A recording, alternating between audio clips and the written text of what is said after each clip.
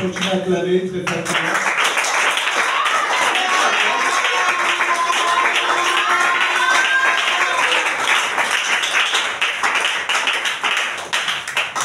Lèvons les mains vers le ciel, nous allons bénir le Seigneur, lui donner toute la gloire et toute la louange. Prions ensemble. Éternel notre Père, notre Roi et notre Dieu, nous voulons te dire merci, te célébrer toi seul, t'honorer encore ce matin.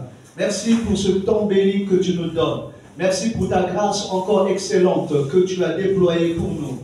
Nous voulons te dire grand merci. À toi l'honneur et à toi la gloire dans le nom précieux et puissant de Jésus-Christ. Et nous disons Amen. Amen. Et nous disons Amen. Amen. Tu savais que tu as parlé très fort.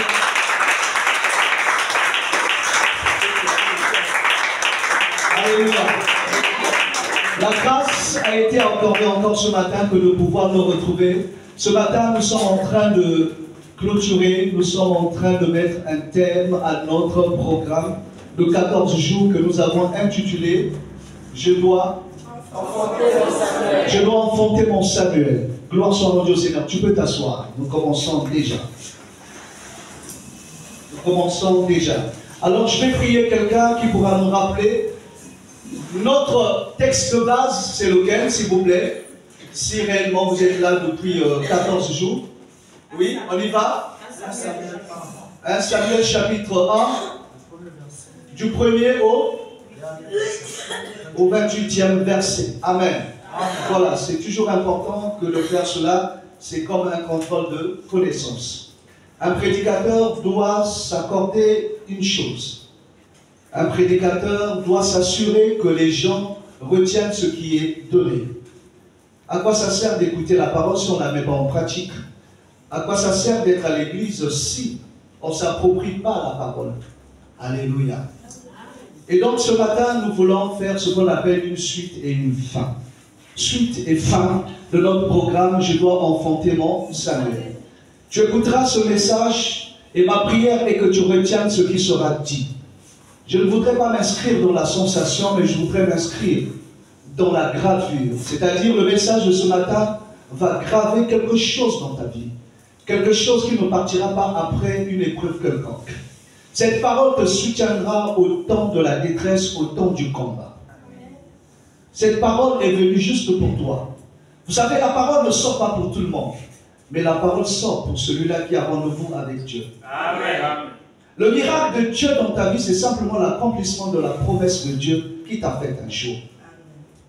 Et ceux qui ont compris travaillent pour l'accomplissement des promesses de Dieu dans leur vie. Une femme à qui on a promis le mariage travaillerait de telle sorte qu'elle plaise à l'homme qui voudrait le prendre en mariage. Une femme qui s'attend à être mariée ne se retrouvera pas en train de faire n'importe quoi parce qu'elle sait qu'il y a une promesse qui est devant elle. Amen. Et donc dans la vie, on travaille pour l'accomplissement des promesses de Dieu. C'est un problème pour certains enfants de Dieu de croire. Comme Dieu a promis, je croise les bras et puis la chose arrive. Et lorsqu'on a reçu une prophétie, on travaille pour l'accomplissement de cette dernière. Amen. Dieu a dit les choses au travers de ses serviteurs te concernant. Mais ce que tu as à faire, c'est de travailler de telle sorte que ces prophéties-là trouvent leur accomplissement. Amen. Quelqu'un à qui on a dit, cette année, Dieu t'élèvera. Et tu te retrouves en train de faire une chose. Tu vas à la côte sauvage et puis tu te jettes du haut, du WAF. Ou bien tu vas à la tour Maillon et puis tu plonges, tu sautes. Tu veux faire le XOR. Tu as dit transmutation. Mais laisse-moi te dire, il n'y aura pas de scaphandre de combat. Tu tomberas et puis tu mourras. Amen. Et donc pour dire, lorsqu'on est conscient qu'on est porteur de la promesse de Dieu, on protège la bénédiction. Dis avec moi, je dois apprendre à protéger ma bénédiction. Encore un peu plus fort. Dis avec moi, je dois apprendre à protéger les promesses de Dieu dans ma vie. J'ai vu un couple protéger la bénédiction et la promesse de Dieu. C'est le couple Joseph et Marie. Le couple savait que l'enfant qui était né n'était pas un enfant ordinaire. Dieu a parlé à Marie et Dieu a confirmé à Joseph. pour que ce dernier ne repudie pas sa femme. Mais lorsque les temps ont été accomplis, et sentant qu'il y avait une menace pour la vie de cet enfant, Joseph et Marie ont pris la résolution d'aller en Égypte pour épargner la vie de cet enfant. Parce que Hérode était monté sur ses grands chevaux. Hérode avait pris la décision de mettre à mort cet enfant-là qui était né.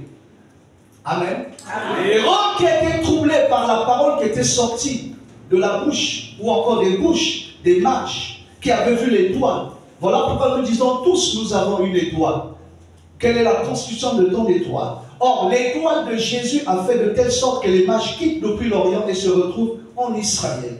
Et l'annonce de l'existence de cette étoile a troublé le cœur d'un roi. Et lequel roi s'appelle Hérode. Et lorsqu'on a lancé cette opération, ce recensement de tous les enfants mâles qui étaient nés, et qu'on les mettait à mort parce qu'on ne savait pas qui était réellement cet enfant-là qui était porteur de la promesse de Dieu. On a dit Hérode, cet enfant-là c'est le roi d'Israël qui vient de naître. Alors il a pris peur pour son trône. Il s'est dit, c'en est fini avec moi. L'église me dit Amen. Amen. Et Joseph et Marie ont pris la décision de fuir Israël jusqu'à la mort d'Hérode. On ne revient pas au lieu du combat tant que celui qui te combat n'est pas mort. Amen. Et même les mages ne sont plus repassés par Hérode, mais sont partis sans le voir, parce qu'ils craignaient aussi pour leur propre vie. Alléluia. Amen. Tant que Hérode ne meurt pas, tu ne reviens pas. Il y a des combats où il y a nécessité de partir, de fuir. Alléluia. Amen. Écoute la sagesse de ce matin. Tous les combats ne se combattent pas. Hein? Amen. Je croyais que tu avais compris. Amen. Tous les combats ne se combattent pas. Il y a des combats où tu dois fuir jusqu'à attendre la mort de celui qui te combat. Amen. Posez la question à Moïse. Moïse vous dira qu'on avait voulu me mettre à mort. Il était obligé de fuir. Mais lorsque les temps avaient été accomplis, Moïse pouvait revenir en Égypte. Parce qu'il était mieux armé. Alors Jésus également, tout comme son père dans la chair, Amen, sa mère, comment on l'appelle, Marie, sont revenus qu'après la mort d'Hérode, le roi. Et quand ils sont revenus, c'était pour l'accomplissement de la prophétie du ministère de Jésus. Quelqu'un dit Amen. Amen. Est-ce qu'on peut acclamer très fortement?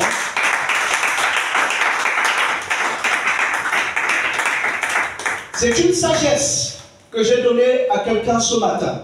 Tous les combats ne se combattent pas. Quand tu as discerné que celui qui est devant toi est plus fort que toi, fais un repli tactique. Amen. Quand tu sais que tu n'es pas suffisamment armé, fais un repli tactique. Ce n'est pas de la faiblesse, mais c'est de la sagesse. Amen. C'est de la sagesse. Ne combat pas pour le plaisir de combattre. Parce que celui qui est en face de toi est plus fort que toi. Il te mettra par terre. Amen. Cela est valable sur le plan spirituel. Quand tu sais que tu n'es pas suffisamment armé, ta vie ne peut pas te donner, ou encore ne peut pas te donner à prétendre remporter la victoire. Fais un repli tactique. Amen. Va prier. Remplis-toi de la force venant de Dieu. Et quand tu auras suffisamment de force, tu repartiras, tu battras cet homme-là comme un seul homme. Je croyais que j'avais parlé à l'église. Alors quand je dis ce matin, je dois enfanter mon Samuel. Et puisque nous chutons ce matin, tu retiendras une chose. Ma prière est que je ne sois pas long ce matin pour que tu retiennes facilement. Alléluia. Amen. Je vais vous dire d'abord à l'assaut des montagnes de ta vie. Il faudrait que tu ailles à l'assaut des montagnes de ta vie. Dis avec moi, à l'assaut des montagnes de ma vie. À l'assaut des montagnes de ma vie. Quand on dit à l'assaut, c'est un terme tout à fait militaire. Ce sont les militaires qui lancent des assauts, une attaque bien réfléchie.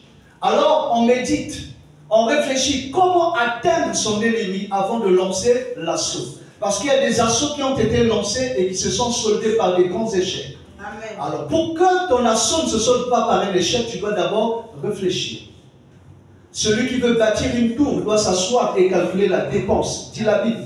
Amen. Tu veux bâtir une tour, tu veux bâtir une maison. Ne bâtis pas pour bâtir. Assieds-toi d'abord. calcul de la dépense, de peur que les gens disent qu'il avait commencé, il n'a pu terminer. Amen. Sagesse biblique. Amen. Amen. Amen. Dans la sagesse populaire également, on nous dit, quand tu veux aller loin, tu dois apprendre à ménager ta voiture. Amen. Et j'aime cette expression latine, cette locution latine qui dit, ti va piano, va sano, ti va sano, va lontano. Celui qui va lentement, va sûrement. Et celui qui va sûrement, va loin, va longtemps. Amen. Les latins ont dit, et cela est valable pour nos vies. Ce n'est pas parce que tu parles en langue que tu dois perdre de vue que tu as besoin de la sagesse. La Bible préconise une chose, qu'il faut avoir les deux sœurs, notamment l'intelligence et la sagesse. L'intelligence te donnera la capacité d'acquérir, mais la sagesse te donnera la capacité de garder. Sans la sagesse, tu perdras toutes les positions que tu as reçues. Sans la sagesse, tu perdras ton foyer. L'intelligence te donnera à entrer dans un foyer. L'intelligence te donnera, bien aimé, à réussir à un concours. Mais la sagesse fera de telle sorte que tu défendes ton diplôme, que tu gardes ton foyer. Lorsque un vent se lèvera dans ta maison, tu ne partiras pas parce qu'il y a eu un vent dans ta maison. Quelqu'un me dit Amen bien? Amen. Alors quand on dit à l'assaut des montagnes, écoute-moi très bien ce matin. Les montagnes ont une spécificité. C'est qu'une montagne peut cacher une ville. Une ville peut être cachée par une montagne. Quand une montagne est haute, elle peut cacher une ville. Quelqu'un me dit Amen. Amen. Une montagne peut changer la direction du vent. Le vent souffle, mais lorsqu'il rencontre une montagne, le vent va changer de direction. Amen. Et sur le plan spirituel, il y a des hommes, il y a des entités spirituelles qui ont la capacité de cacher une vie, qui ont la capacité de changer la direction d'une destinée. Amen. Il y a des gens, ce qu'on appelle dans le combat spirituel, les aiguilleurs du ciel. Amen. Amen. Les aiguilleurs de destinée. Un aiguilleur qui travaille au chemin de fer est capable de changer la direction d'un train. Amen. Il actionne sur une manette et vous voyez le train qui partait à droite qui se retrouve à gauche. Pourquoi? Parce que quelqu'un a actionné sur une manette. Amen. Vous voyez les aiguilleurs aller au niveau de passage à niveau. Ils vont juste appuyer sur une manette et vous voyez les rails changent de direction. On les appelle les aiguilleurs. Quelqu'un me suit? Amen. Et donc pour quelqu'un qui est rempli spirituellement, mais mal rempli, mal chargé, je vais dire un sorcier, un manipulateur de destinée est capable, bien aimé, de changer la direction de ta destinée. Posez la question à Jacob. Jacob n'avait jamais désiré devenir polygame. Mais Laban lui a imposé la polygamie. Amen. Chacun de nous peut avoir dans sa vie un Laban. Jacob, lui, il avait voulu de Rachel. Mais on lui a imposé Léa. Son oncle Laban lui a imposé Léa. Il s'est retrouvé avec 2 femmes officielles. Et notamment avec les 2 servantes de ces femmes. Il a fait des enfants avec 4 femmes. Dites Amen. Amen. Donc, dans nos vies, tu peux avoir affaire à un Laban. Tu avais pensé ta vie d'une manière. Mais quelqu'un s'est levé, il t'a imposé une nouvelle direction de la vie. Amen. Ça s'appelle les Labans de la vie. Chacun de nous peut avoir son Laban. Amen. Tout allait bien. Mais quelqu'un qui a la capacité d'influencer alors négativement sur ta vie, t'a imposé une nouvelle direction. Et la vie que tu vis actuellement, ce n'était pas la vie que tu avais rêvée. Ce n'est pas la vie que tu t'étais donnée toi-même. Mais quelqu'un qui a de l'ascendance sur toi, quelqu'un qui a une certaine force de décision sur ta vie, est entré dans ta vie et t'a imposé une nouvelle vie. Il s'appelle Laban. Dis avec moi Laban. Laban. Hein? Quand on est révélé, on discerne c'est Laban. Et quand on a discerné c'est Laban, on prend des dispositions pour faire échec aux activités de Laban. Pourquoi? Parce qu'on est en partance. On doit saisir. On doit obtenir, on doit gagner, on doit vivre l'accomplissement de la promesse de Dieu dans sa vie. Amen. Pour enfanter Samuel, tu as besoin de discerner les laments de ta vie. Amen. À l'assaut des montagnes, j'entre dans la dimension du combat spirituel. Quand je dis à quelqu'un, va à l'assaut, donne l'assaut, je suis en train d'exhorter quelqu'un à faire usage du combat spirituel. Parce qu'il y a des montagnes. La montagne dans la Bible, bien aimé, ça peut être une situation difficile. Ça peut être aussi la manifestation des entités spirituelles. Pour être simple, ça peut être la manifestation des démons, des mauvais esprits, des anges déchus. Et qui t'empêche de contempler la gloire de Dieu. Il faudrait que tu prennes la résolution de donner un assaut. Quand une montagne sera identifiée, ne laisse pas la montagne taire. Montre à la montagne qu'au-dedans de toi, il y a la puissance. Le Seigneur a dit clairement, bien-aimé, dans le livre de Matthieu, Matthieu 21, le verset 21. Alléluia. Amen. Que si nous avons la foi, nous avons la foi, la petite foi même. Que si nous avons la petite foi, nous pouvons parler, dire au figuier d'aller se planter dans la mer et elle s'exécutera. La chose se fera. Quelqu'un me dit Amen. Amen. Et donc, bien aimé, la puissance n'est pas ailleurs. Je te donne une bonne information ce matin, que la puissance qui prend le dessus sur les montagnes n'est pas à gauche, à droite, devant ou derrière toi, mais la puissance est au-dedans de toi. Amen. Il a dit, voici, je vous ai donné le pouvoir. Amen. On parle de quoi? Le pouvoir n'est plus entre les mains du Seigneur, mais le pouvoir m'a été donné. Et quand je suis conscient que le pouvoir est entre mes mains, je fais usage de ce dernier. Parce que je sais qu'au travers de l'usage de cette puissance, de ce pouvoir, j'aurai le dessus sur toute forme de montagne qui se dresserait devant moi. Quelqu'un peut dire Amen et acclame le Seigneur. Alléluia. Alléluia. Ainsi, bien-aimé, tout enfant de Dieu ne devait pas être ignorant de l'existence des montagnes dans nos vies. Amen. N'écoute pas les philosophants. N'écoute pas ce qui s'appelle intellectuel, pseudo-intellectuel. Ce qui s'appelle sage. Il n'y a pas de sagesse en dehors de Dieu. La Bible dit que la crainte de l'Éternel est le commencement de la sagesse. Ce qui sous-entend, quiconque ne craint pas l'Éternel ne peut être sage aux yeux de Dieu. J'ai parlé, dis Amen bien. Amen. Que ces paroles soient entendues par une femme, par un homme. Amen. Quiconque ne craint pas l'Éternel ne peut pas être appelé sage. Amen. Bien-aimé, c'est une fausseté que nous avons. C'est que nous appelons n'importe qui sage, quelqu'un qui parle bien, quelqu'un qui a appris le verbiage des vieux, quelqu'un qui a beaucoup lu, une connaissance livresque très poussée. Et nous l'appelons sage. Non, ce n'est pas ça de la sagesse devant Dieu. La sagesse, c'est lorsque tu vas commencer à craindre l'Éternel. Voilà pourquoi moi, pasteur Emma, je suis fier de celui-là qui craint l'Éternel. Je ne suis pas impressionné par quelqu'un qui n'a pas Dieu, mais je suis impressionné par quelqu'un qui a Dieu et qui continue à suivre la marche dans le Seigneur. Amen. Alléluia. Amen. Quand je vois quelqu'un craindre l'Éternel, je dis oui, cet homme-là est à respecter, à honorer. Hey, quelqu'un me dit Amen, très bien.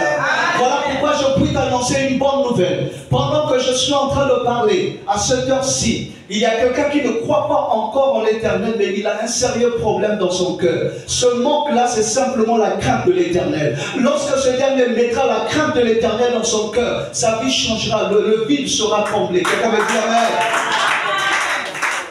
Alléluia. Amen. Beaucoup des enfants de Dieu envient ceux qui sont dans le monde. Vous savez quel problème ils nourrissent? Vous savez quel problème ils ont dans leur vie? Ils vous envient, vous. Si vous saviez que vous avez le meilleur, or le meilleur c'est Jésus-Christ de Nazareth.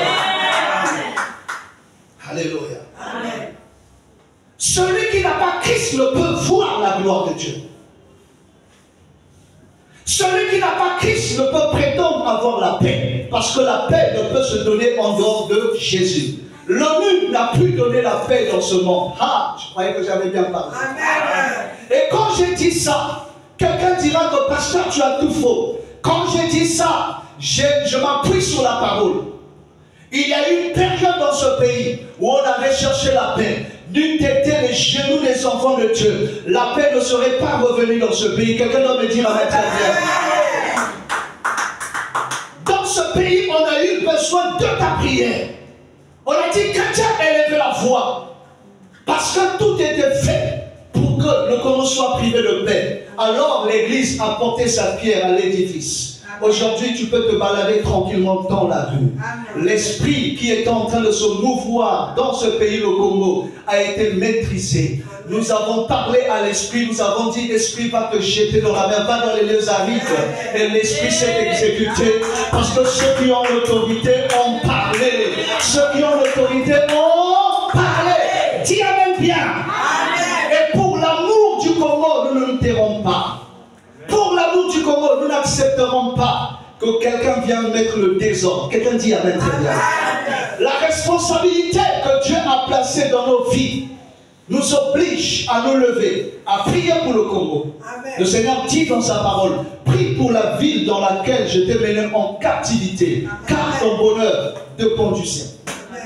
Si la ville est en paix, toi aussi tu seras en paix. Si la ville est prospère, toi aussi tu seras prospère. Voilà pourquoi tous les jours que Dieu fait, nous prions pour ce pays, le Congo, parce que c'est une responsabilité que nous avons reçue de la part du Seigneur. Acclame très fortement pour la gloire du Seigneur.